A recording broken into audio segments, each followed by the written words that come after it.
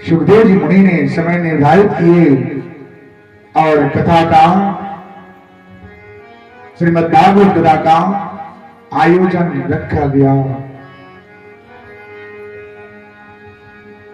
प्रथम दिवस कथा ज्ञान भक्ति वैराग्य ज्ञान की प्रसंग कथा सुने, द्वितीय दिवस सुने, तृतीय दिवस सुने,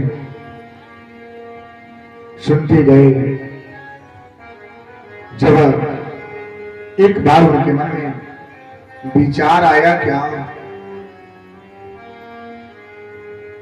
सुबह सुबह की बेला थी, राजा परीक्षित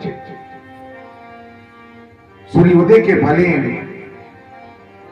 जगे थे और वो देख रहे हैं कि आगे स्वर्ग से एक विमान आ रहा है और विमान से दूत में अमृत की घड़ा लेके आए और राजा परीक्षित को दिए। राजा परीक्षित से बोला जाता है, महाराज ये अमृत का पान कर लीजिए, आप अमर हो जाएंगे,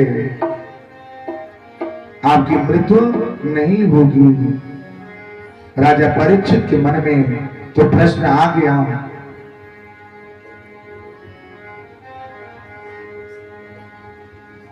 राजा परीक्षित के मन में थोड़ा सा लालसा आया। फिर बोले कि आगे एक बार महाराज जी से पूछना चाहिए। उन्होंने जाके सुखदेव जी मुनि महाराज से बोले कि महाराज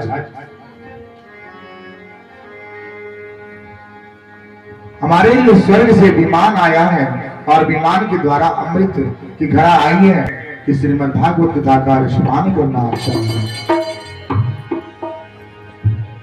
राजा परीक्षित ने प्रश्न किए। सुखदेव जी मुनि महाराज ने मुस्कुरा करके मंद मंद मुस्कुराए और मुस्कुरा करके बोले, क्या मुस्कुरा करके बोले, राजन अगर आप अमृत की पान करते हैं तो आप अमर तो हो जाएंगे, लेकिन पापों की प्रायश्चित नहीं होगी। अगर श्रीमद् भागवत कथा का रस पान करेंगे तो पापों की प्रायश्चित होगी। अब राजा परीक्षित दूत से बोले, क्या जाकर के बोले कि हमें अमृत का पान नहीं करना है, हमें श्रीमद् भागवत कथा का रसपान करना है।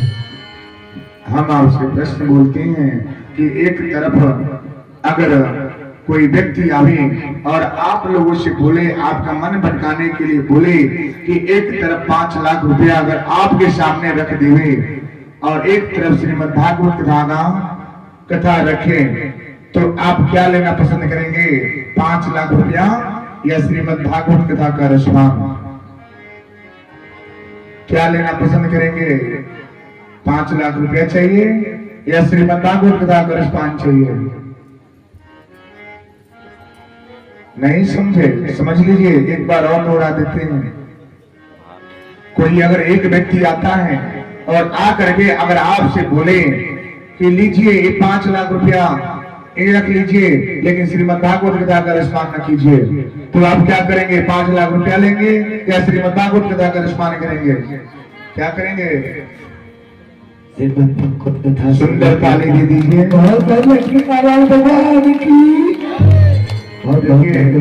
पैसे तो हाथ के मैल हैं, आज हैं कल नहीं, लेकिन ये तो जन्म जन्मांतर के पाप को धोने वाले शास्त्र वो है श्रीमद् भागवत कथा, जो आपकी पापों की प्रायश्चित करता है। अब ऐसे जब विचार से सोचेंगे तो आपका जीवन कल्याण होगा।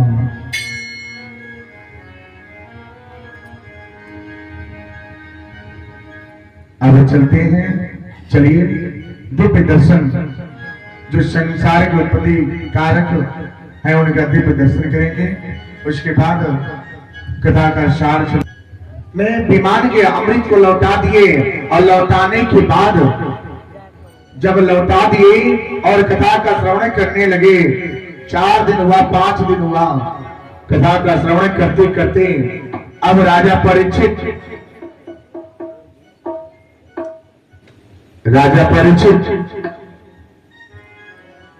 बैठे हैं, फिर भी उनके मन में एक ख्याल आता है। क्या ख्याल आया कि हे प्रभु, मेरा जीवन तो जा रहा है, अंत हो जा रहा है, लेकिन जन कल्याण कैसे होगा। इनके मन में ख्याल आया और सुखदेव जी मुनि महाराज जी से जाकर के पूछे, क्या कि महाराज आप बताइए कि मनुष्य को मृत्यु से भय क्यों लगती है, मृत्यु से भय क्यों लगती है। अब उन्होंने ऐसे विचार प्रश्न करके उनसे सामने रख दिए। सुखदेव जी मुनि महाराज बोले, क्या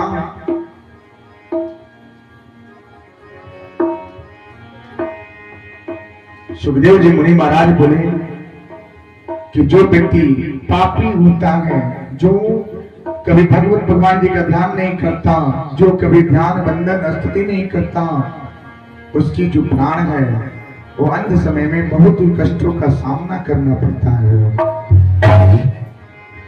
राजा परीक्षित सोच रहे हैं और सोच करके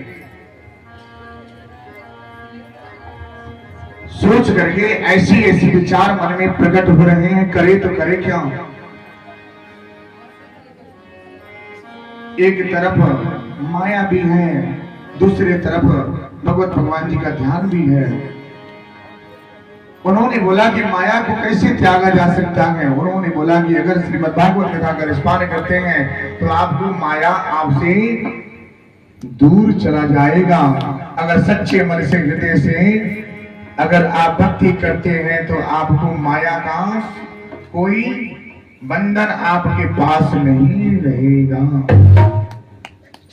ऐसे विचार से उन्होंने ऐसे भावनाओं के साथ ऐसे विचार कर दिए।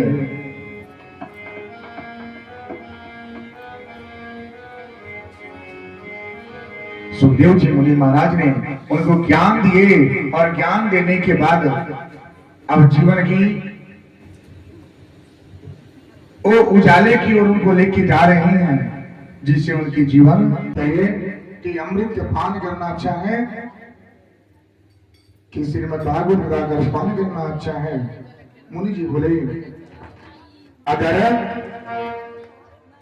आप अमृत का पान करेंगे तो अमर हो जाएंगे, लेकिन पापों से प्रायश्चित नहीं होगी।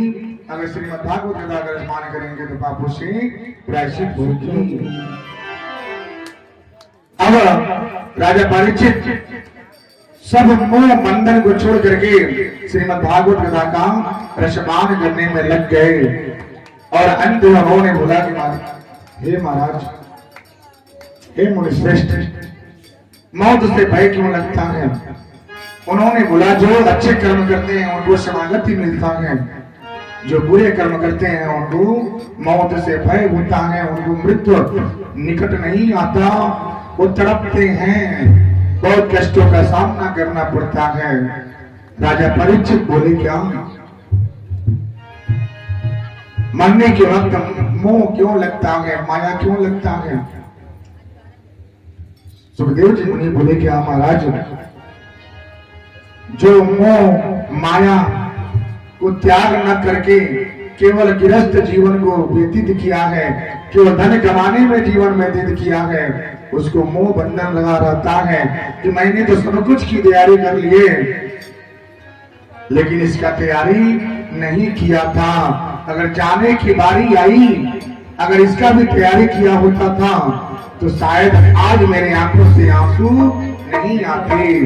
इसीलिए सुखदेव मुनि महाराज ने राजा परीक्षित को ज्ञान दिए और बोले, क्या अगर जीवन को शरणागति करना है तो अपने लिए भी कुछ करिए और अपने लिए भी कुछ ज्ञान, भगवत ज्ञान रखिए, जिससे स्वतः ये धन आपका है, इसमें कोई नहीं लेगा, धन के बंटवारा हो जाएगा। ये लाखों रुपए का घर, 2 ताले मकान, 3 ताले बनते हैं, गाड़ी घोड़े सब हो जाते हैं, लेकिन जब जाने की बारी आता है तो सिर्फ अकेला ही जाना पड़ता है मेरी मैया, दूसरा कोई नहीं जाता। अगर अकेले जाने की बारी है, अगर साथ देने वाले हैं तो सिर्फ कृष्ण कन्हैया, अगर उनका साथ लीजिए और अपने जीवन को कृत करिए। उन्होंने बोला क्या महाराज आने वाला समय कैसा होगा, कलयुग का प्रभाव कैसा होगा। उन्होंने बोला कि कलयुग इससे भी भयंकरकारी होगा। आज आपका जीवन अच्छा है, हमारा जीवन अच्छा है कि थोड़ी सी भजन करते हैं, थोड़ा कीर्तन करते हैं, भगवान जी का कथा श्रवण करते हैं, घर पे थोड़ा धूप बत्ती जलता है, प्रतिमा पूजा होती है, भगवान जी के पूजन होता है। लेकिन आने वाला समय होगा जो पुत्र अपने भाई को नहीं पहचानेगा, अपने पिता को नहीं पहचानेगा, वो दिन में ही गले काट दी जाएंगे, जो आज के डेट में देखने को मिलता है और आज के समय में वो लागू हो गया है। देख रहे हैं क्या, वही कलयुग का प्रभाव जो है इस समय देखने को मिलता है। आप आगे ना सोचें, अभी सोचे कुछ दिन में ही गले रेत दी जाती है, काटी जाती है। धन के मुंह में भाई भाई का बंटवारा होता है, पुत्र पिता से बंटवारा कर लेता है, माता पिता के होते ही पुत्र वधु बंटवारा कर लेते हैं, भाई भाई का प्रेम बट जाता है, गृहस्थी बट जाती है। यही तो है कलयुग, कलयुग का प्रभाव। राजा परी बोले कि महाराज सब कुछ आपने बताए, लेकिन प्रभाव से बचने का उपाय बताइए। उन्होंने बताया क्या कि जिस घर में लक्ष्मी नारायण भगवान जी का पूजन होगा, भजन होगा, ध्यान होगी, कीर्तन होगा, जब पूजा पाठ होगा, उस घर में कलयुग का प्रभाव नहीं होगा। जिस घर में ध्यान बंधन स्तुति नहीं होगा, उस घर में कलयुग का बसेरा होगा। वो घर दिन में ही आपस में टकराव होगा, भाई भाई का टकराव, पिता पिता पुत्र का टकराव, माता पुत्र का टकराव हमेशा लगा रहेगा। कलयुग का वही पहचान होगा। तो कलयुग से बचने के लिए भगवान जी का ध्यान करें।